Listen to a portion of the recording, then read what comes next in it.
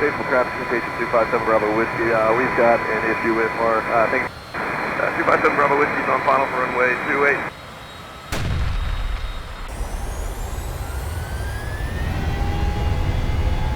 An audio clip is spreading fast through the aviation world, and almost no one has stopped to ask where it came from.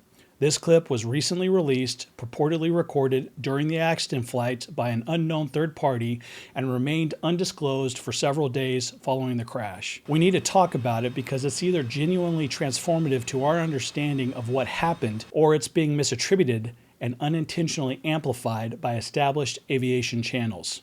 Before diving into the legitimacy of the audio, timestamp here for those who want to skip ahead, let's review what we know so far. Juan Brown of the Blanco Lirio channel, amongst others, has noted from post-crash photos that the right-hand nose baggage door appears to be missing. Oh, where's that right-hand baggage door? Why is this number 2 engine all tore up? This combination is notable because there's a precedent. In 2024, a Citation 2 departing Barranquilla Airport experienced the opening of the right-hand nose baggage door shortly after liftoff. Items from the compartment were ingested into the number 2 engine, resulting in engine damage and failure. The crew returned and landed safely on the number 1 engine. Another earlier event in 2007 ended tragically when a Citation stalled shortly after takeoff after the crew became distracted by the noise and visual disruption caused by an open nose baggage door. It's important to note that the forward baggage doors on legacy Citation models are not electronically monitored. There is no cockpit indication if the door is not latched. In aviation terms, this is poor human factors. A sole error is all that stands between a safe flight and chaos. This makes it unbelievably important for pilots to do a final verification of these latches immediately prior to closing the aircraft door. Any person familiar with the aircraft can easily open the baggage door, so it may not even be a pilot who failed to latch it. Confounding the issue is that there were 3 pilots on board. This confuses who was responsible for checking that compartment. There's a partial answer to that. The pilot in command is at the very least responsible for ensuring that someone has latched the door. Preferably, they should check it themselves. To date, the NTSB has not commented on whether the baggage door was found in the debris field, found elsewhere, or is missing entirely. The only statement offered is that all 4 corners of the aircraft have been accounted for. All 4 corners of the airplane and flight control surfaces have been identified in the wreckage and the debris field. This does not mean every component has been located. Early in an investigation, that level of reconstruction is not possible. What it means is that there is no evidence of a major in-flight structural failure. No wing separation, no tail separation, no catastrophic loss of flight controls. Major airframe breakup has effectively been ruled out. The aircraft departed from runway 10 and attempted to return to land on runway 28 after a flight of roughly 10 minutes. Weather conditions were VFR. Ceilings around 1,200 feet broken, visibility near 5 miles with drizzle. The twin jet impacted approximately 1,800 feet short of the runway. The flight departed at 10:05 Eastern Standard Time and crashed at approximately 10:15. The aircraft, November 257 Bravo Whiskey, was operating under Part 91. The airport is roughly 30 miles north of Charlotte. Though the Cessna Citation 2 normally requires 2 pilots, there is a single pilot exemption. Public information suggests that the pilot in command was either not qualified for that exemption or had very recently been so. Importantly, there would have been very little time for a single pilot to manage an abnormal event, run checklists, brief a return approach, and account for single engine performance limitations. As stated earlier, there were 3 pilot-rated occupants on board, but only one held a Citation type rating, Dennis Dutton, a 67-year-old former Delta Airlines captain. Public records indicate Dutton required a qualified second-in-command to operate the Citation.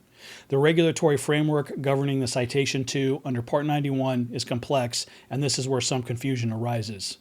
The flight was conducted under Part 91 because the aircraft was privately owned and not carrying paying passengers. Under domestic Part 91 operations, a second-in-command does not require a type rating per 14 CFR 61.55b, provided they meet certain familiarization and landing requirements. Dennis's son, Jack Dutton, was also on board. FAA records indicate he held a single-engine private pilot certificate with a recent instrument rating, but no multi-engine rating. Greg Biffle himself held a multi-engine rating and therefore could have served as a second-in-command if he had met the familiarization requirements of 61.55b.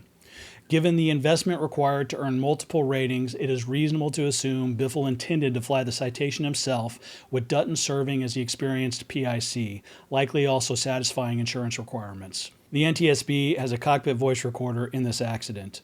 Although CVRs are not required under Part 91, this aircraft previously operated under Part 135, and the recorder remained installed. The NTSB likely already knows who was in the pilot seats. The rest of us will need to wait for the preliminary report to find that information out. My assumption is that Dennis Dutton occupied the left seat, with Biffle normally occupying the right seat. However, there is a complicating human factor. Jack Dutton was a junior in Auburn University's professional flight program. The desire for a father and a son to sit side by side in a twin-engine jet would have been strong. It cannot be ruled out that Jack, despite lacking the required qualifications, occupied the second pilot seat. If so, that would place the operation outside regulatory compliance. This brings us to the purported audio.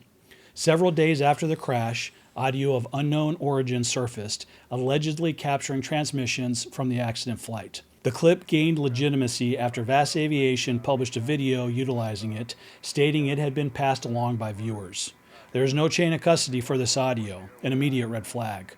That said, the audio has one thing going for it.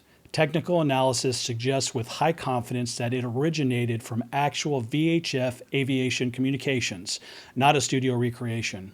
Added to this, the noise floor, static interaction, and bandwidth are consistent with direct radio capture, not an iPhone recording of a speaker. There are no echoes, spatial cues, or phase artifacts typical of external recordings. Normally, aviation audio heard online comes from live ATC-style networks. These sites retain recordings for days, and anything this dramatic would have gone viral almost immediately. The absence of any such circulation and the lack of social media discussion until roughly a week after the crash raises serious questions. Major channels have since amplified the clip, while mainstream news outlets have simply ignored it. If it is a hoax, it's an unusually sophisticated one. It would likely require an airborne transmitter and a ground-based receiver, far beyond the effort of most hoaxers. For that reason, I don't believe it's fabricated, but I'm not convinced of its provenance either. The transcript itself is odd. The repeated use of the word issue without specifying the problem is atypical. Faithful traffic communication 257 Bravo Whiskey. We've got an issue with some of our things. In genuine Mayday calls, pilots usually state the failure explicitly. That said, a baggage door opening might be something a pilot hesitates to broadcast. Another strange line is, we're getting everything going, we're getting our gear down. Right now, and we're getting everything going, we're getting our gear down. That's not language typically heard over CTAF. Lowering the landing gear is a routine task. It's not the sort of thing that a pilot would broadcast. It's possible that this was only one side of a two-sided conversation, but it is unusual. Despite the absence of the word Mayday, the tone clearly suggests an emergency. Notably, Sully never used that word during the miracle of the Hudson. The NTSB later confirmed a text from an occupant stating that they were making an emergency landing, yet has not acknowledged audio from the pilots suggesting the same. That omission is puzzling. And this is where we get to the point where some of you are going to ask, so what you're telling me is that the audio I assumed was authentic actually was. But that question misses a point, which we'll get to in a minute. First, let's get to the most compelling reason to conclude the audio is authentic. 257 Bravo Whiskey's on final for runway 28, 631. Airport is closed. Statesville Regional Airport is closed. There was an incident, temporarily closed. The evidence suggests that the VHF communications were recorded directly from a VHF unit. Towards the end of the communication from the citation, the audio degrades, just as it would if the aircraft was losing line of sight to the antenna due to an extremely low altitude. And following this is likely a worker at the airport FBO informing other traffic that the airport is closed. This audio is much higher quality, consistent with it being recorded directly from the VHF radio being used to transmit it. These sorts of details represent strong indications of authenticity. Now let's get to the point. In his second briefing to the press, NTSB board member and spokesperson Michael Graham was asked this. We have seen some of the videos. We have talked to various witnesses, some of them that are pilots and things like that. We don't have any information to determine if there's something, what emergency might be going on in the aircraft. You'll notice here that Graham begins to articulate the false claim that they did not know if there was an issue with the aircraft before course correcting with an admission that there was clearly an emergency. We don't have any information to determine if there's something, what emergency might be going on in the aircraft. When asked in the first briefing if the crew had declared an emergency, Graham responded thus. The question was there a Mayday call? We are not aware that there was a Mayday call. It's altogether possible that Graham had not yet listened to the audio recording prior to the first press briefing, yet he was likely aware that it existed as he mentioned audio recordings several times during that briefing. We are analyzing radar, ADSB data, video footage, witness statements, audio recordings, and more as part of our investigation. The audio clip in question was clearly a declaration of an emergency, albeit implied. So his statement that they were not aware of a declaration of an emergency needed to be cleared up in the Day 2 briefing. Indeed, Graham began the briefing clearing up that the emergency text from a family member actually existed. I also want to clarify a question I received yesterday about a potential text from a passenger on board the aircraft. This morning, I can confirm that the NTSB is aware of one brief text from a passenger on board the aircraft to a family member that read, and I quote, "emergency landing." Added to this, in the second day briefing, Graham did not mention audio once, not even in his appeal to the public to provide additional information to the NTSB. And again, I would like to ask anybody who may have additional photos, videos, any kind of documentation, or maybe have witnessed the accident, if you would reach out to us via email at witness@ntsb.gov. It's hard to view this as anything other than dissembling. The voice in the audio sounds like that of a young man, and the NTSB wanted to do everything possible to keep that detail under their hat. The thing is, they could have admitted to the audio without disclosing all the details. Simply, one of the pilots indicated the presence of an unknown issue that preempted an immediate return to the airport. At this point, we don't have any more details other than that. It's hard to view this omission as anything other than deliberate. Indeed, the NTSB has up to this point ignored my inquiry as to the authenticity of the audio clip that is being publicly distributed. No one expects complete transparency, but dissembling sows distrust and makes it easier in the future for bad actors to muddy the conversation.